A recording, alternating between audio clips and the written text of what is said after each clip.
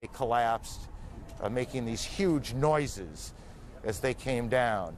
But as we look back, the smoke now, which has gone from white to a kind of gray, clearing away, we are, I guess, Jeff, I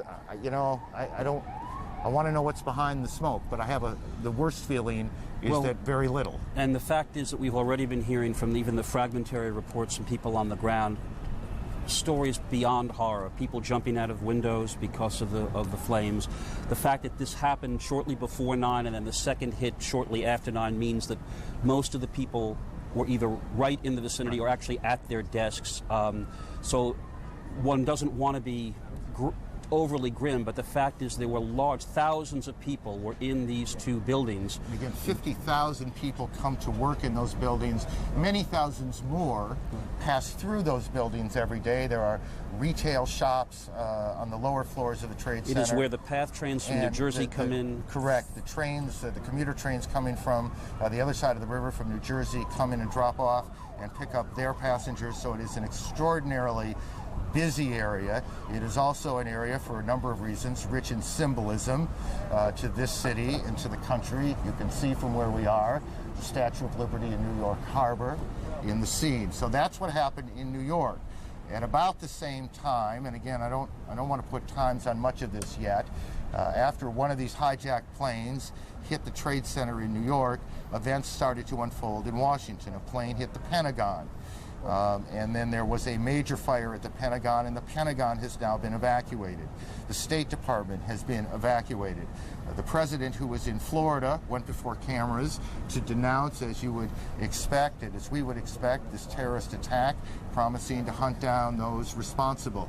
It was the president himself who first used, at least as I heard the story unfold today, the word terrorism. There was no doubt in his mind, at least. The president now is heading back.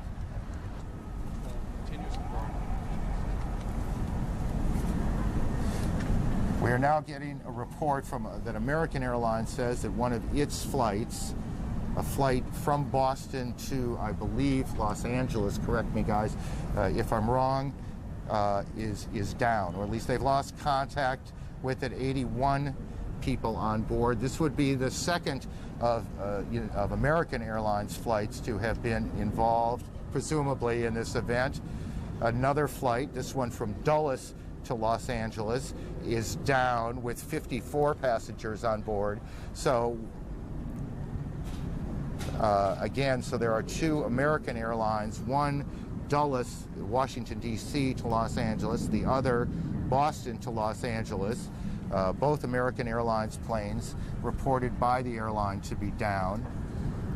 It is also believed that an American Airlines plane, a 767, was involved in one of the hits on the Trade Center as well. We don't know if there's a reason why it is American and not any other. We won't speculate as to whether there is or not. We'll just tell you what the facts are as we get them, and that's what we have. American says two of its planes down, and I assume that is two other than the one that hit the Trade Center, and you guys check that out to make sure I'm right. And we have a report of a crash in Somerset County, outside of Pittsburgh. Right, I believe a 767, though we're getting reports perhaps a 747, which doesn't quite fit into what we believe flies Chicago to New York, is also down as well, and I do not know the airline involved there. Let me just go back okay, I do now. It's a United Airlines plane. So we have a number of planes down, a number of planes involved in these attacks. The Boston to Atlanta, if I'm reading the notes correctly, had an American 767 with 81 passengers on board, 9 flight attendants, 2 pilots. Flight 11. Reported down. That's American Airlines Flight 11.